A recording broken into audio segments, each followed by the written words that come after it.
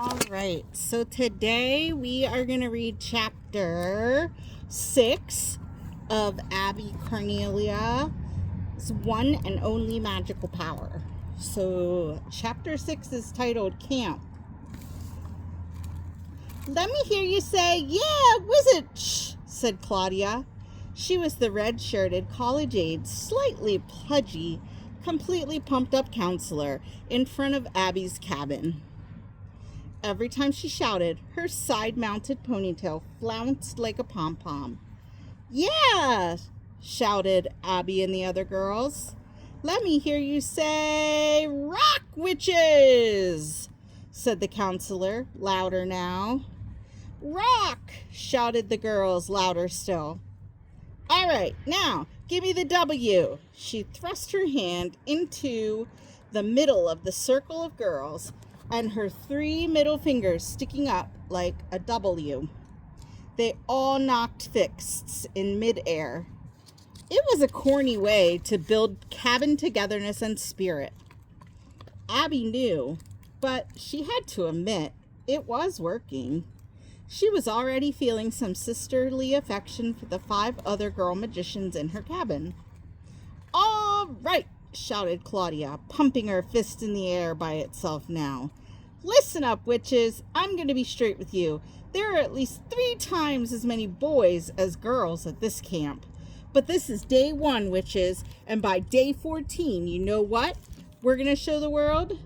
We're going to show them that girls make just as good as magicians as boys. Maybe even better, right?"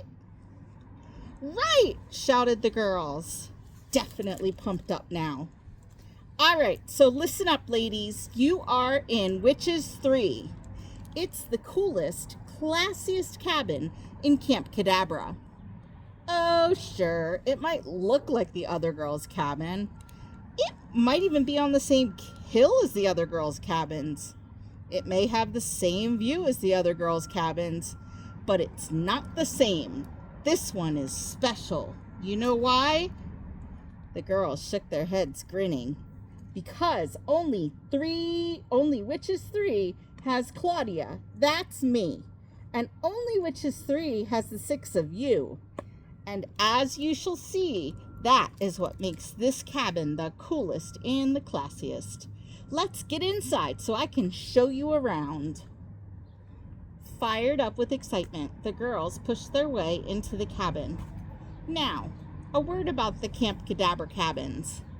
When you read the word cabin, you're probably thinking of, say, a log cabin, or a camp cabin, or a cabin in the woods. Something simple, bare bones and woodsy. But the cabins at Camp Cadabra were quite another story. You can take your jacket off, Lucas. This camp, Abby soon discovered, was not all about roughing it. Abby had never seen any other sleepaway summer camps, but she could tell right away that on a comfort scale, this one was extra cushy. It was brand new, for one thing. Absolutely spotless. It even had a fresh-cut lumber smell that seemed to say, "You're the first people who ever slept here." The cabin was air-conditioned, too. The cots weren't cots. They were more like hotel beds, deep and comfortable. When you lie down, you feel like you're sinking down halfway to China. Each cabin had both indoor and outdoor showers, complete with marble tile floors and a fridge for late-night snacks. There was even a laptop on a desk in the corner, always connected to the internet. "So you can write your folks and tell them what a blast you're having," as Claudia put it. It's a good thing Dad didn't stay long enough to really see this place, Abby thought. He'd have hated all the luxury. "Tell you what, witches," Claudia was saying after the girls had packed out their beds and stashed their suitcases and duffel bags. "Why don't we go around and introduce ourselves? Tell me your name, what grade you're going into, where you're from, and what makes you magic." Abby felt a little shiver when she heard that phrase. One by one, The girls gave their introductions. There was an Allison, a Debbie, a Becky, two Sarahs. Well, actually, one Sarah with an H and one with no H. And, of course, Abby. They were all going into the 6th or 7th grade. Abby began to worry, though, when she heard their magic backgrounds. "Oh, I've been doing magic since I was 6, said Debbie. "I do magic shows at my street's block party every summer," said Becky. "I won 2nd place in our school's talent show. I did the professor's nightmare," said one of the Sarahs. "How about you, Abby?" asked Claudia, her side saddle ponytail flouncing. Abby smiled nervously and looked around the room. What was she supposed to say? I can make an egg spin by itself, but otherwise, I've never done a single magic trick in my life. And by the way, it has to be hard-boiled, and I have to be pulling on my ears. She began. Actually, I'm really just kind of a beginner. I want to learn more about magic, and I figured this would be the place. She managed a weak smile. "Excellent," said Claudia, beaming. She reached over to give Abby a supportive shoulder squeeze. "This really is the place." Abby was not so sure. No H. Sarah was a tiny little person, skinny and short. Even her blonde hair was sort of fuzzy and lightweight. Abby half worried that if the wind ever picked up, no H. Sarah would have to be weighed down so that she wouldn't blow away. But as far as Abby was concerned, there were two great things about no H. Sarah. First, she was a cheery little chatterbox, and since she felt like she was about 1,000 miles from home, that kind of perkiness was just what Abby needed. Second, without any discussion, no H. Sarah had simply adopted Abby. This was Camp Cadabra's very first summer of operation, but no H. Sarah acted as though she owned the place. "Did you notice anything about the buildings?" no H. Sarah was saying. She and Abby meandered toward the cafeteria building in the last half hour before dinner. The beautifully groomed path dipped in and out of the woods, which offered cooler air than the grassy hillside itself. Abby shook her head. Sarah spread her hands wide. "The Dumbledore Building, Hermione Cafe, Wormtail Game Room. Hello." "Ah," Abby said, smiling as she picked up a pine cone to study as they walked. "Harry Potter. Everything is named after Harry Potter." "Exactly. I mean, we're not exactly walking around with robes and memorizing spells and flying on brooms or any of that cool stuff, but it would be kind of cool." Abby nodded. "It makes the buildings easy to remember, though." "The thing is, if you ask me, this place is really only half a magic camp," no H. Sarah continued. "I mean, in the morning, yeah, we have our 3 magic classes, but after lunch, it's just regular summer camp with regular activities. Look at this stuff." She held up the shiny, colorful pages of the Red Book, the camper handbook that Claudia had given them. Tennis, archery, soccer, arts and crafts, horseback riding, or waterfront. If you sign up for waterfront, you get to do sailing, water skiing, or parasailing. I love parasailing. Abby peered over at the photos. "What's parasailing?" "Oh, you know," said Sarah matter-of-factly, "where they hook you up to a big giant kite on a rope and then pull you along with a motorboat so you fly way up in the air." Abby was amazed. "And you've done that before?" "Oh, yeah." Sarah cocked her head as she nodded. "I'm from Florida." Abby raised her eyebrows, impressed. "And have you done this before? What? Magic camp? Summer camp? Well, nobody's done this camp.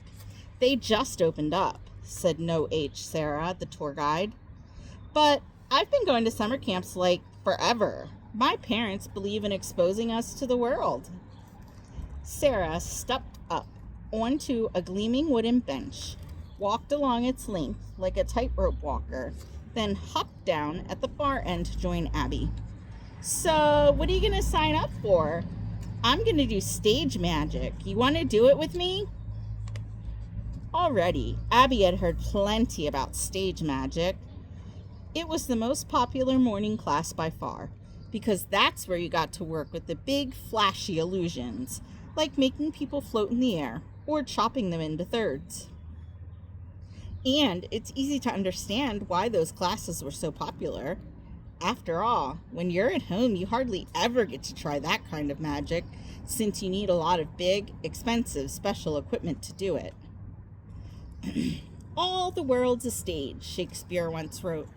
But he forgot the part about how hard it is to fit those 6-foot cabinets into the back of your parents' Camry.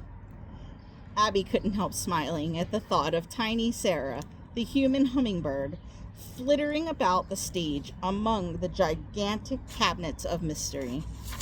But Abby had no interest in striding across a stage, gesturing grandly at assistants wearing sparkly leotards. In fact, although she didn't dare let anybody at Cadabra know it, she didn't have much interest in performing at all. She just wanted to discover the secrets of her magical power. I haven't decided yet, Abby replied. She flipped through the red book, looking over all the available classes. Yet, amazingly enough, Abby hadn't found anything called earlobe power, the rotational characteristics of poultry products. Instead, she planned to sign up for what looked like maybe the next best thing. I was thinking of maybe card magic, coin manipulation, and dinner table magic, she said. Huh, said Sarah. So, wing! Sarah had picked up a stick and was swatting at branches like they were baseballs. So, you're into close-up magic then. So, wing! Well, if you're so into close-up, then why don't you sign up for impromptu? That's the best kind of close-up anyway. I think, it's all like spur-of-the-moment stuff, where you don't have to set up the trick beforehand. My egg certainly seems to fit that category, thought Abby. Sure, I'll try that one. Unless what? Abby took a breath. Well, let me ask you. Do you think they might have any kind of classes where you can learn about, real magic? No H. Sarah stopped on the path and rested the bat stick on her shoulder. She looked at Abby with a cocked eyebrow. What do you mean, real magic? No H. Sarah stopped. Oh, I'm sorry. Like weird stuff you can't explain. I saw a newspaper ad that talked about, unexplained phenomena, like moving stuff with your mind and stuff. What should I sign up for if I'm interested in that kind of magic? No H. Sarah studied Abby for what seemed like a very long time. What you should sign up for is crazy class, she said finally. Only nutcases believe in stuff like that. My grandma always says the people who believe in the invisible are people with nothing visible to believe in. Sarah pounded her bat stick on the freshly paved pathway.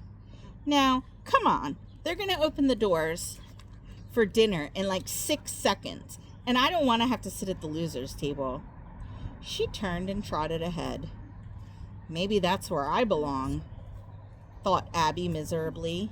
At the loser's table. What's wrong? Oh yeah, go ahead. She picked up the pace and followed her new friend out of the woods.